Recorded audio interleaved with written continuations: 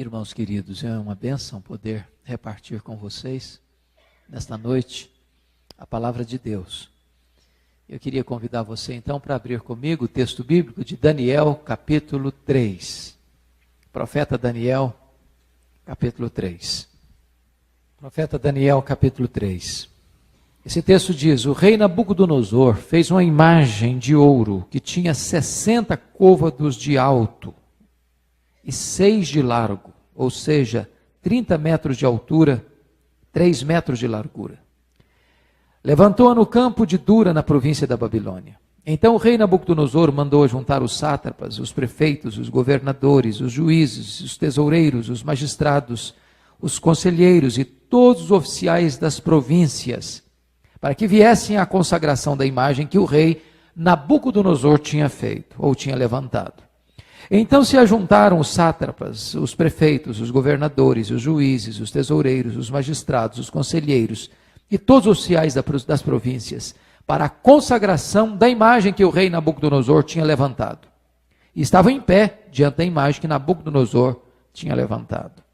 Nisto, o arauto apregoava em alta voz: ordena-se a vós outros, ó povos, nações e homens de todas as línguas. No momento em que ouvirdes o som da trombeta, do pífaro, da harpa, da cítara, do saltério, da gaita de foles e de toda sorte de música, vos prostrareis e adorareis a imagem de ouro que o rei Nabucodonosor levantou.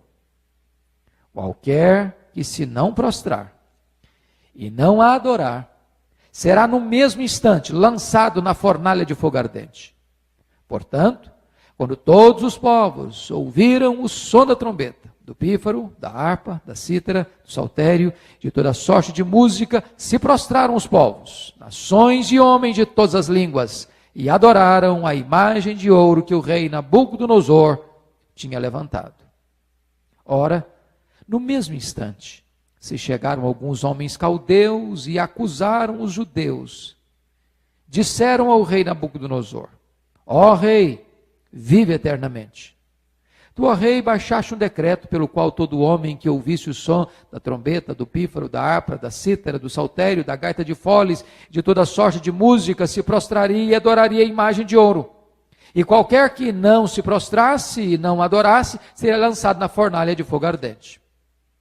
Há uns homens judeus que tu constituíste sobre os negócios da província da Babilônia, Sadraque, Mesaque e Abidênego. Estes homens, ó rei, não fizeram caso de ti. A teus deuses não servem, nem adoram a imagem de ouro que levantaste. Então Nabucodonosor, irado e furioso, mandou chamar Sadraque, Mesaque e Abidênego, e trouxeram estes homens perante o rei.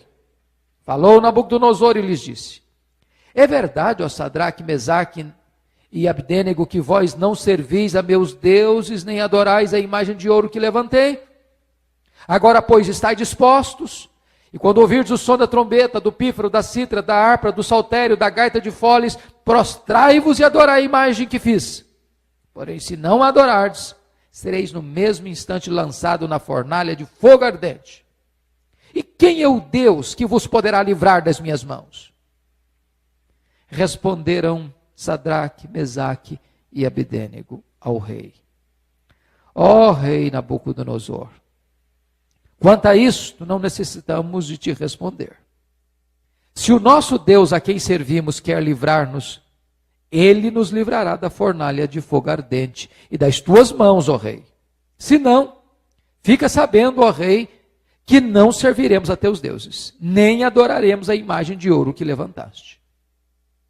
Então Nabucodonosor se encheu de fúria e, transtornado o aspecto do seu rosto contra Sadraque, Mesaque e Abidênego, ordenou que se acendesse a fornalha 7 vezes mais do que se costumava. Ordenou aos homens mais poderosos que estavam no seu exército que atassem a Sadraque, Mesaque e Abidênego e os lançassem na fornalha de fogo ardente.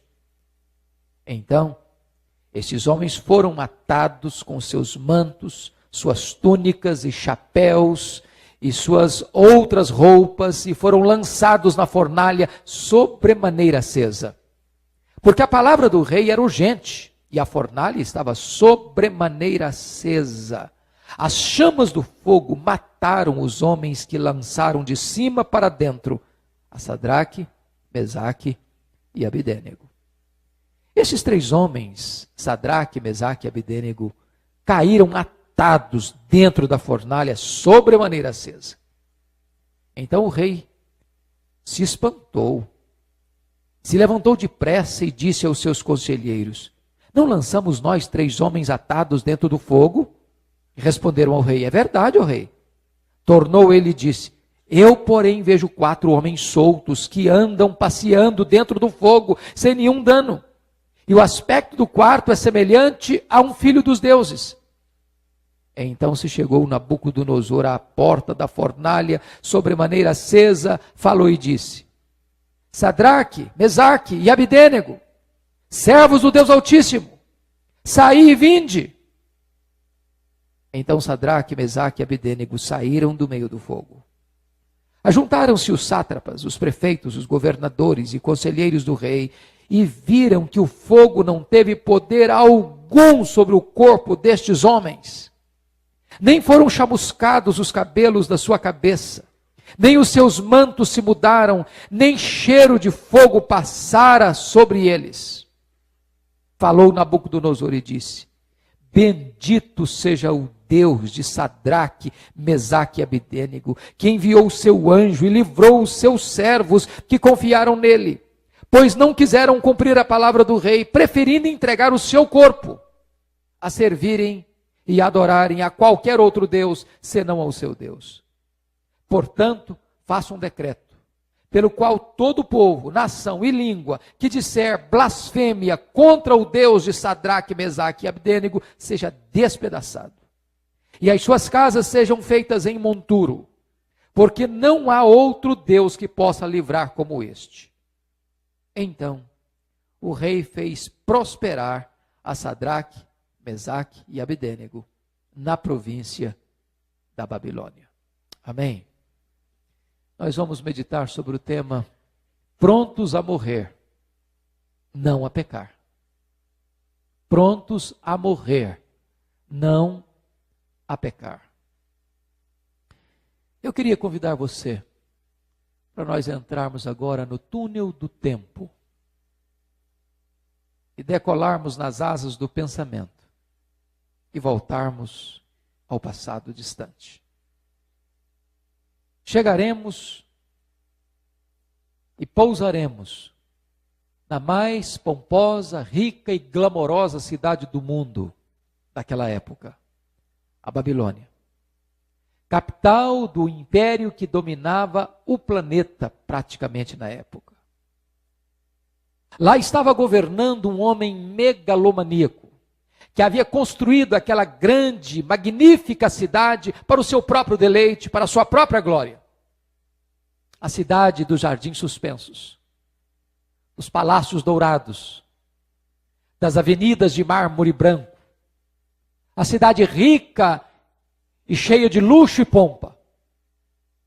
Diz a Bíblia que esse rei, numa determinada noite, teve um sonho que o perturbou. E quando ele acordou, ele ficou completamente perplexo e desesperado. Porque ele não tinha discernimento do sonho. Então ele deu uma ordem para que os magos, os sábios, os caldeus viessem ao palácio para dar-lhe a interpretação do sonho. Quando os magos, os caldeus e os sábios vieram, perguntaram para o rei: qual é o teu sonho, rei? Conta para nós, que lhe daremos a interpretação.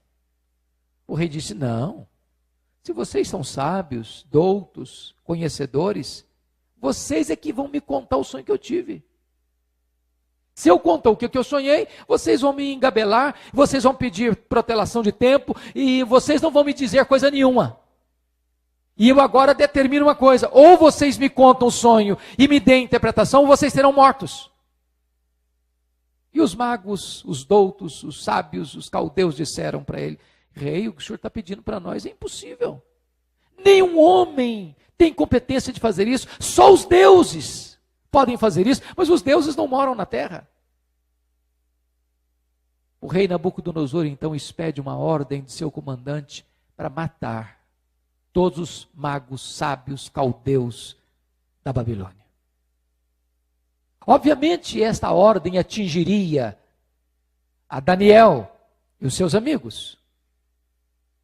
Daniel, então, aborta esse projeto assassino e diz para o comandante: dê-me um tempo. Nós vamos orar e pedir direção a Deus. Daniel corre aos seus 3 amigos, Mesaque, Sadraque e Abdênego, chama-os para uma reunião de oração e buscam a face de Deus, buscando esclarecimento. Naquela noite, Deus apareceu a Daniel e revelou a ele o sonho e revelou para ele a interpretação do sonho. Então Daniel vai ao palácio e diz para Nabucodonosor: Rei Nabucodonosor, o teu sonho é este. Tu sonhaste uma grande estátua, uma grande imagem, cuja cabeça era de ouro, cujos braços e peitoral eram de prata, cujo ventre e os quadris eram de bronze, cujas pernas e pés eram de ferro e barro, e os dedos de ferro e barro. E sonhaste mais, rei, que uma pedra não lavrada por mãos bateu nos pés desta estátua, e toda a estátua virou pó. E esta pedra foi crescendo e enchendo toda a terra. Este foi o teu sonho, rei. A interpretação do teu sonho é esta: tu és a cabeça de ouro. O teu reino da Babilônia é a cabeça de ouro. Esses 2 braços de prata é um reino que vai suceder o teu, o Império Medo-Persa. Inferior ao teu, é verdade. Depois, o ventre e os quadris de bronze é um outro reino que se levantará, ágil, poderoso, veloz. O reino greco-macedônio, capitaneado por Alexandre o Grande. Mas estas pernas de ferro, com os pés de ferro e barro, é um poderoso, esmagador, terrível império que se levantará no mundo. Mas esta pedra, rei, que vai bater nos pés desta estátua e vai reduzi-la toda a pó, é um reino que é maior do que todos os outros reinos. É um reino que jamais terá fim. É o reino vitorioso. É o reino de Deus que vai prevalecer. Deus estava dando a Nabucodonosor um descortinar do futuro dos reinos. Babilônia, Império Medo-Persa, Império Greco-Macedônio, Império Romano. E profetizando que esta pedra era o próprio reino de Deus, que viria por meio de Cristo e preencheria toda a terra e dominaria todos os reinos, até que Cristo colocasse debaixo dos seus pés todos os seus inimigos. Esta foi a interpretação do sonho. Nabucodonosor podia tomar 2 atitudes: ou endurecer seu coração, ou se curvar à majestade e soberania de Deus e se converter ali. Mas o que você vê no capítulo 3 é exatamente o oposto. Sabendo que ele era a cabeça de ouro, agora ele toma uma decisão. Agora eu vou fazer uma estátua toda de ouro. De 30 metros de altura. De 3 metros de largura. Porque esta imagem não era apenas para a adoração dos deuses da Babilônia. Esta imagem era para a sua autoadoração. E este rei queria então que todos os súditos do seu reino se curvassem no dia da dedicação da estátua e adorassem a estátua e adorassem todos os deuses da Babilônia. O decreto foi mandado pelos seus líderes. Bandas de música por todos os recantos do império repicavam seus instrumentos, até que chega o dia da dedicação. E de repente chegam alguns caldeus que foram alvos da oração desses judeus, porque foram esses judeus os instrumentos de Deus para que eles não fossem mortos. E agora, por inveja, porque o rei havia constituído esses 3 moços como líderes das províncias da Babilônia, e chegam dizendo assim: olha, rei, a ordem é universal, a ordem é para todo mundo, e eu quero dizer uma coisa para o senhor: tem alguns judeus aí que não fizeram caso de ti, que desrespeitaram a tua ordem, e que se recusam a te adorar e adorar a imagem que tu levantaste e os deuses da Babilônia. E esses judeus são Mesaque, Sadraque e Abidênego. Diz a Bíblia que Nabucodonosor fica furioso. Ele era o homem mais poderoso do mundo. E ele manda chamar aqueles 3 judeus.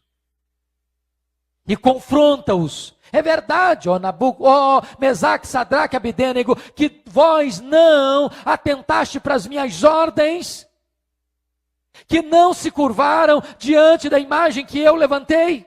Agora vocês estão dispostos? Porque se vocês não estiverem dispostos, vocês serão lançados na fornalha de fogo ardente. E eu vou lhes fazer uma pergunta: quem é o Deus que pode livrar vocês das minhas mãos? Foi nesse momento que esses 3 jovens judeus responderam de forma magnífica: ó rei Nabucodonosor, quanto a isso nós nem precisamos te responder. Se o nosso Deus quiser nos livrar, Ele tem poder para nos livrar. Mas se não, fica sabendo, ó rei, que nós não vamos nos curvar e nós não vamos adorar a imagem de ouro que tu levantaste. O rei ficou muito furioso e, de forma insana, mandou aquecer a fornalha 7 vezes mais. Não era preciso. E a fornalha já era o regime de pena capital na Babilônia. Mas o ódio, destempero emocional, não tem racionalidade. E diz a Bíblia que outra forma absurda é que ele vai pegar os soldados mais fortes, truculentos, para amarrar 3 moços piedosos, que não oferecia nenhuma resistência de integridade física às autoridades presentes. E outra insanidade é que mandam amarrar suas roupas, suas túnicas, seus chapéus e tudo que eles têm, juntos, amarrados, atados e jogados lá dentro daquela fornalha, aquecida 7 vezes mais. Foi quando o rei, então, de repente, num relance, olha para dentro da fornalha e vê algo estranho. Aquela fornalha havia se transformado num jardim grinaldado de flores. Porque esses 3 jovens judeus não estão mais atados, estão livres. Não estão mais incinerados, estão passeando. E mais, não estão sozinhos. Tem um 4º homem dentro da fornalha com eles. E este 4º homem é semelhante ao Filho dos deuses. Então Nabucodonosor chega na porta da fornalha e grita: Mesaque, Sadraque e Abidênego, servos do Deus Altíssimo, vinde para fora. E o mesmo rei que determinara e baixara um decreto e um edito ordenando que se adorasse a imagem de ouro, agora baixa um outro edito e um outro decreto, que qualquer pessoa no império que blasfemasse contra o Deus de Mesaque, Sadraque e Abidênego deveria ser morto e a sua casa desamparada. E promove ainda mais esses 3 jovens, dizendo: não há Deus como este Deus que pode livrar como Ele livra. Eu queria trazer aqui algumas lições para nós à luz desse texto. Primeira lição, queridos irmãos, é a prova. Versículos de 1 a 7. Às vezes, nós vamos viver em circunstâncias, em momentos, onde nós vamos nos deparar com pessoas truculentas, regimes totalitários. Vocês sabem que no século passado, século XX, houve mais mártires do cristianismo do que em todo o restante da história da igreja. Muitos irmãos nossos enfrentaram paredões de fuzilamento, câmaras de gás, enfrentaram a forca, foram queimados em praça pública. Muitos irmãos nossos, para nos legar o evangelho que nós temos hoje, derramaram o seu sangue. E eles tiveram que fazer uma escolha: pecar ou morrer. E louvado seja Deus, porque esses pais na fé, que nos legaram o evangelho, tomaram uma decisão. Estamos prontos a morrer, mas não estamos prontos a pecar. Nós estamos vivendo uma sociedade onde se fala muito de integridade. Mas hoje eu queria pensar com você sobre esta integridade inegociável. Alguém já disse que todo homem tem um preço. Algumas pessoas são provadas pelas oportunidades, pela riqueza, pelo sucesso. Tem pessoas que vendem a alma para o diabo, para alcançar riqueza, para ganhar mais dinheiro. Transige com a verdade. Transige com a sua consciência, para alcançar favores, benefícios. Outras pessoas são provadas na hora do aperto. Elas são fiéis a Deus quando está tudo bem, quando as coisas vão bem, quando tem saúde, quando tem dinheiro, quando tem sucesso, quando a família está unida, quando os problemas estão longe. Mas esses moços aqui, que já foram arrancados da sua casa, da sua pátria, da sua cidade, como escravos, que já tinham demonstrado fidelidade na pobreza, e agora que tinham sido guindados a uma posição de comando na Babilônia, como líderes de províncias, agora eles permanecem íntegros, de forma inegociável, tanto na pobreza quanto na riqueza, tanto na fartura quanto na escassez. Eu pergunto a você, qual é o grau da sua integridade a Deus? Até que ponto você é íntegro? Como é que você reage quando você é seduzido por amigos, por circunstâncias, por vantagens, por ofertas sedutoras? Até onde vai a sua postura de preferir a morte do que o pecado?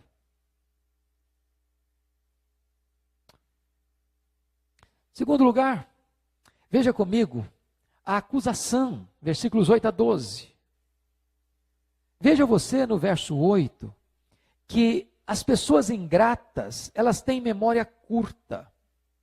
Há alguns homens judeus que tu constituíste sobre os negócios da província da Babilônia, cita os 3 nomes, não fizeram caso de ti. Se esses homens tivessem o mínimo de gratidão, eles não teriam feito esta denúncia, porque eles deviam saber muito bem que se eles estavam vivos, deviam a vida deles à intercessão e à oração desses judeus. Na vida você tem que lidar com ingratidão. E como fica o seu grau de integridade quando as pessoas puxam o seu tapete, quando as pessoas traem você, quando as pessoas fazem o mal a você, quando você fez o bem a elas? Você transige? Você paga na mesma moeda? Você abre mão dos seus absolutos? Vejam vocês no versículo 12, comigo, que na verdade o que esses homens estão tentando fazer é promover-se buscando a destruição dos concorrentes. Você conhece isso no mundo comercial hoje? No mundo empresarial hoje? Você conhece essa lei draconiana? Onde as pessoas não se sentem bem apenas em terem sucesso, mas querem também destruir seus concorrentes? Na verdade, esses judeus eram como que uma pedra no sapato dessas pessoas. Eram homens íntegros que não facilitavam o processo de corrupção no império, e então, mantendo esses judeus íntegros em posições estratégicas de poder, eles estavam, de certa forma, impedidos de dar curso à corrupção e à maldade do coração deles. Como é que você age quando você é vítima de uma armação, de uma orquestração para tirar os seus pés do chão? Para apunhalar você pelas costas, você permanece íntegro.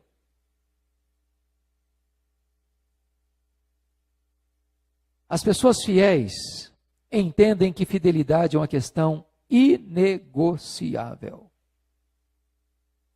Sabem por quê? Porque fidelidade a Deus é mais importante do que a preservação da própria vida.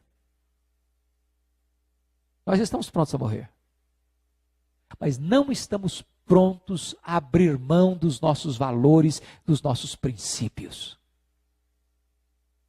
Você já pensou se nós tivéssemos esta ética robusta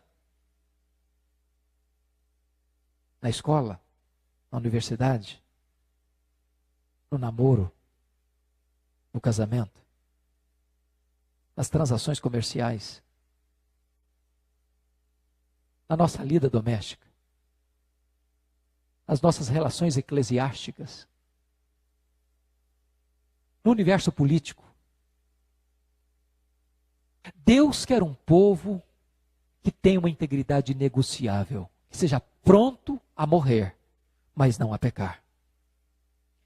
Na verdade, o que eu noto nesse texto, que a lição principal desse texto, não é o livramento miraculoso.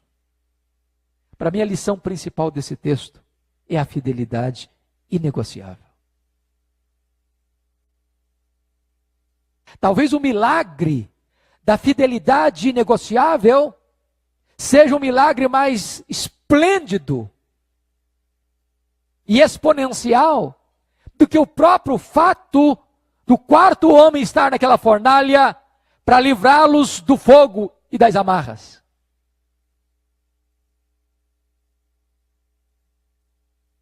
A fidelidade incondicional não é uma barganha com Deus.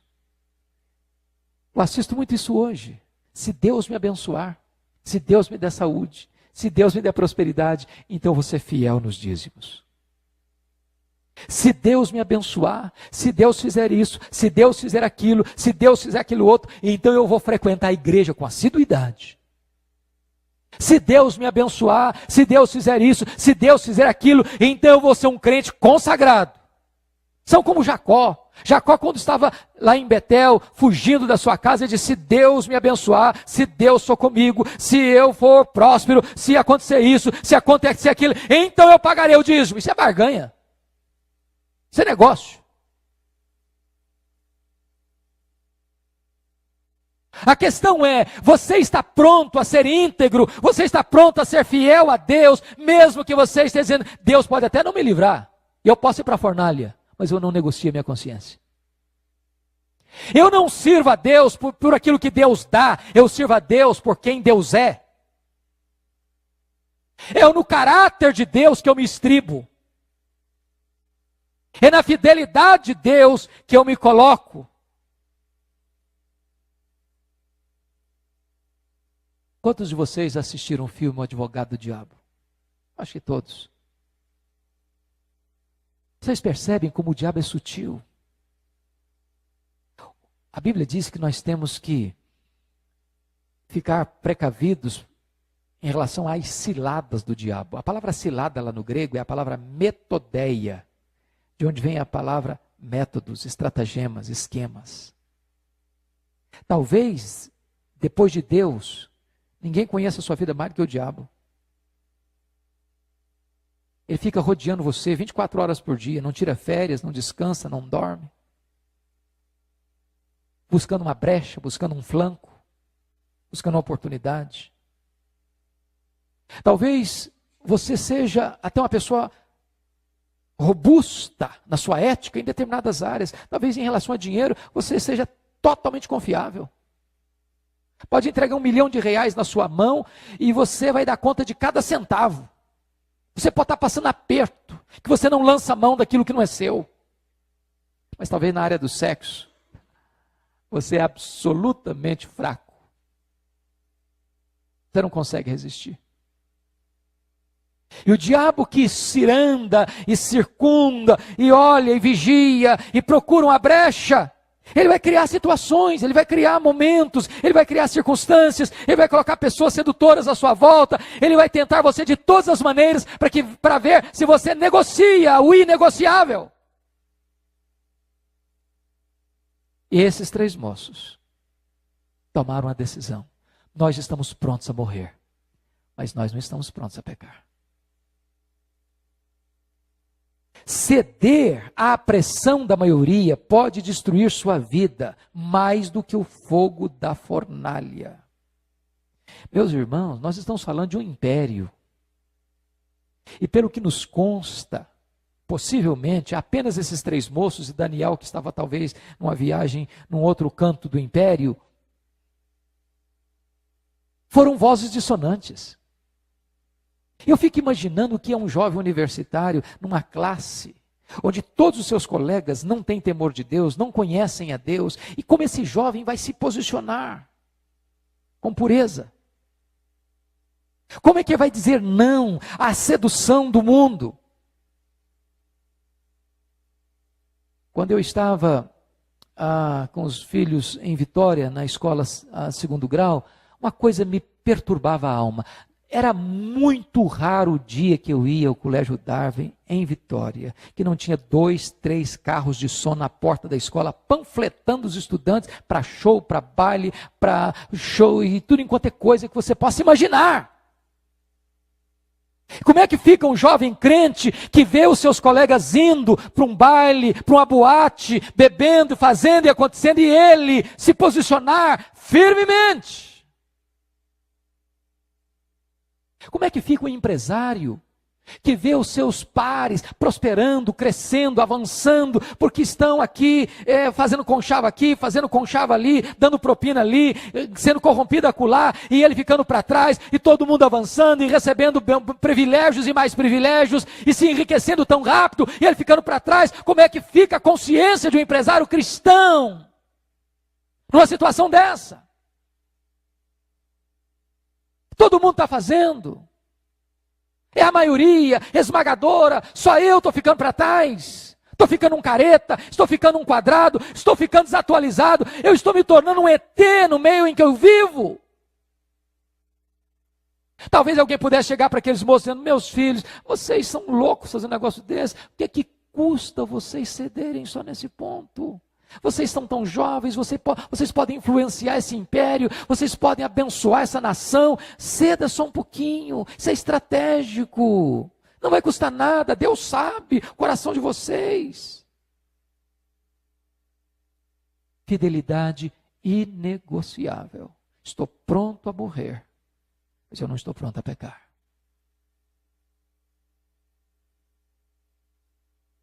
Deixa eu dizer uma coisa para você. Vamos ver em terceiro lugar a firmeza desses moços. Eu quero dizer uma coisa muito importante aqui para você. Você não foi chamado para ser advogado de Deus. Você foi chamado para ser testemunha de Deus. Quando Nabucodonosor perguntou para eles assim: e que Deus é que pode livrar vocês da minha mão?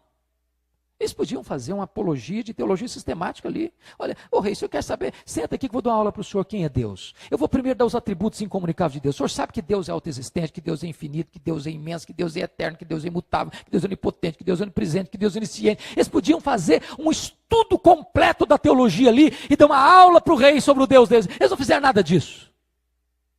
Eles não estavam ali para defender Deus. Estavam ali para serem testemunhas de Deus. Deus não precisa de defesa. Deus precisa de testemunhas. E a palavra testemunha, você sabe disso, na palavra grega é a palavra mártir.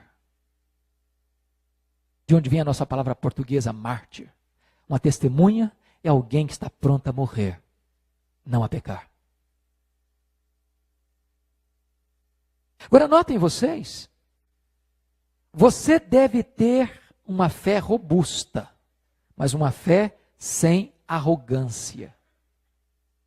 Versículo 17 e 18, notem vocês. Se o nosso Deus a quem servimos quer livrar-nos, Ele nos livrará da fornalha, de fogo ardente e das tuas mãos, ó rei. Se não, fica sabendo, ó rei, que não serviremos aos teus deuses, nem adoraremos a imagem de ouro que levantaste. Porque tem muita gente hoje que, em nome de uma fé robusta, estão hoje com presunção. Eu decreto que eu não vou morrer. Está amarrado essa fornalha quente aí. Eu proíbo que me lancem na fornalha. Tem pessoas hoje que parecem que são os donos da agenda de Deus. Eles determinam o que Deus vai fazer. Eles são os executivos de Deus.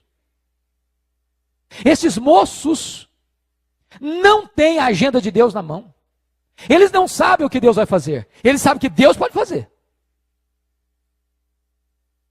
Que Deus tem poder para livrar. Mas se Deus não livrar, eles não vão negociar a verdade. Eles não vão vender a consciência. Eles preferem morrer a pecar.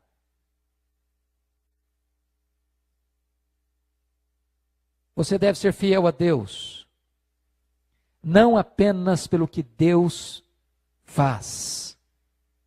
Você deve ser fiel a Deus, sobretudo, por quem Deus é.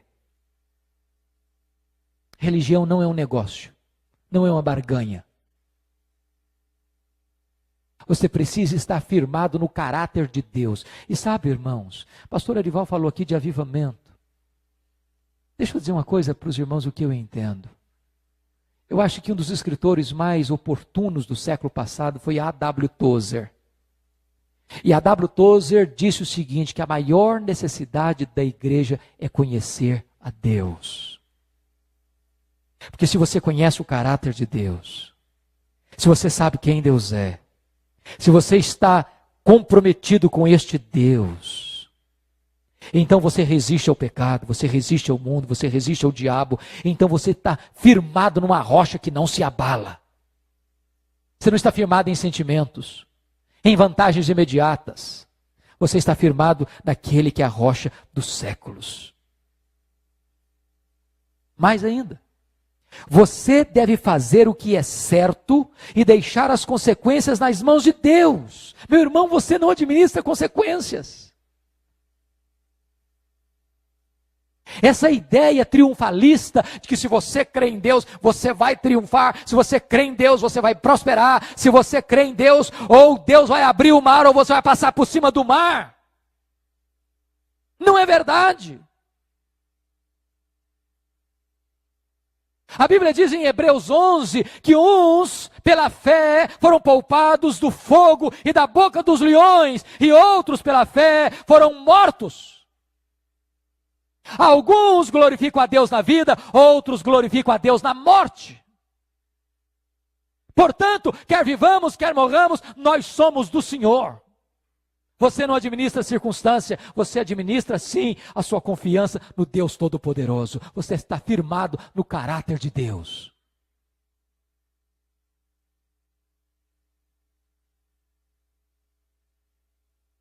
Quarto lugar vem a libertação, versículos 19 a 25.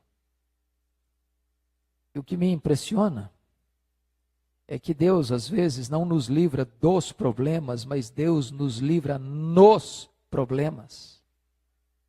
Deus não impediu a fabricação da imagem. Deus não impediu que Nabucodonosor baixasse esse edito. Deus não impediu que Nabucodonosor acendesse a fornalha. Deus não impediu que Nabucodonosor aquecesse a fornalha 7 vezes mais.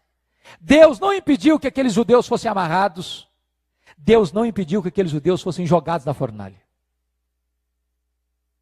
Mas quando estava numa situação irremediável, porque as próprias pessoas que jogaram os judeus morreram pelo calor do fogo, Deus os livrou no fogo. Deus transforma um instrumento de morte em instrumento de livramento. Notem isso. O fogo os libertou das amarras e Deus os libertou do fogo. O fogo só queimou as cordas que os prendia. O fogo os libertou. O que é impressionante é que de repente aquela fornalha se transforma num parque, cheio de flores, de relva verde. E não diz a Bíblia que eles estavam lá com medo, eles estavam passeando. Passeando. Já pensou um negócio desse? Pois o seu Deus é poderoso para trazer livramento para a sua vida, quando todos os recursos da terra já se esgotaram. Não há impossíveis para o seu Deus. Como aquele leproso se prostra diante de Jesus, dizendo: Senhor, se tu quiseres, tu podes purificar-me. Se Deus quiser, Ele pode fazer maravilhas. E sabe, queridos, a expectativa que nós temos é que este trabalho aqui é uma semente. Porque se Deus se agradar de nós, essa semente pode nascer, pode crescer, pode florescer, pode frutificar. Não desanimemos com as circunstâncias do hoje. Olhemos para as possibilidades do amanhã. O nosso Deus reina, mesmo quando nós estamos diante de uma situação insustentável. Agora vejam vocês, que na hora que parecia que era o fim da linha, aparece na fornalha o quarto homem. Quem é este quarto homem? Nabucodonosor pensou que fosse um anjo.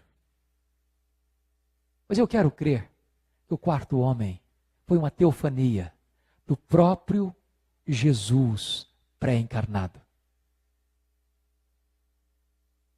Quando você está numa situação insustentável, Jesus vem para estar do seu lado.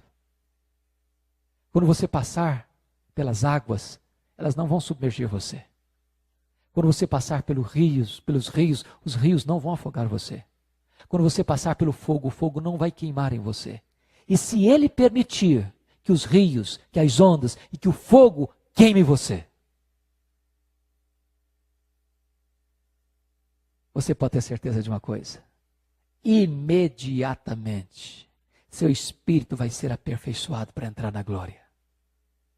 E o Senhor Jesus, como fez com Estevão, que estava sendo apedrejado pelo sinédrio, se colocou de pé lá no céu para recebê-lo.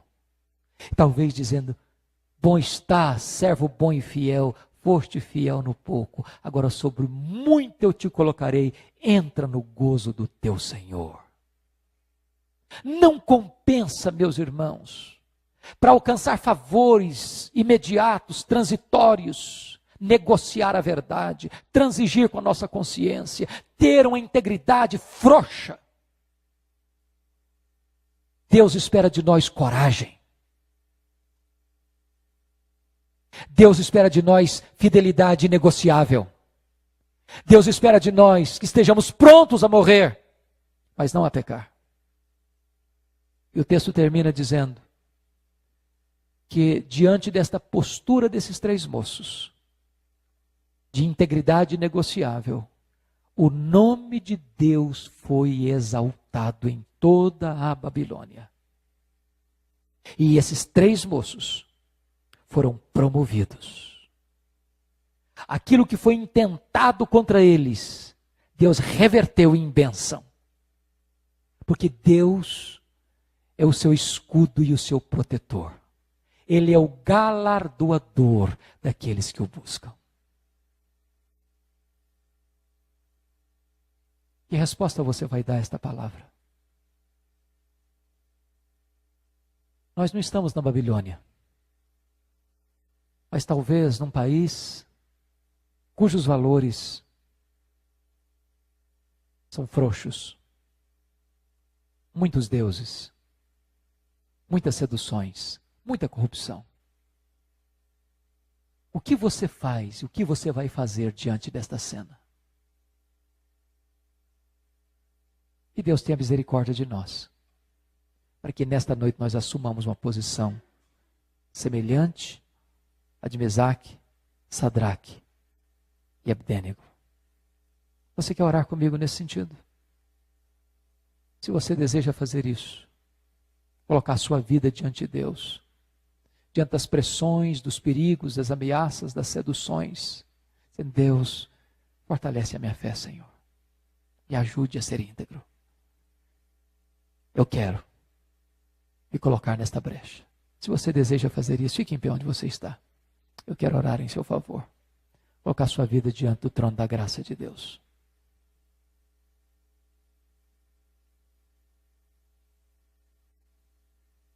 Obrigado, Deus, pela tua palavra, porque ela é viva, porque ela é poderosa, porque ela nos instrui, porque ela nos exorta, porque ela nos dá diretriz, porque ela nos aponta o caminho, porque ela é lâmpada para os nossos pés.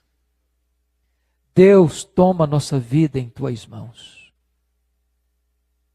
Nós não podemos resistir, Deus, a estas pressões e seduções, fiados na nossa própria força.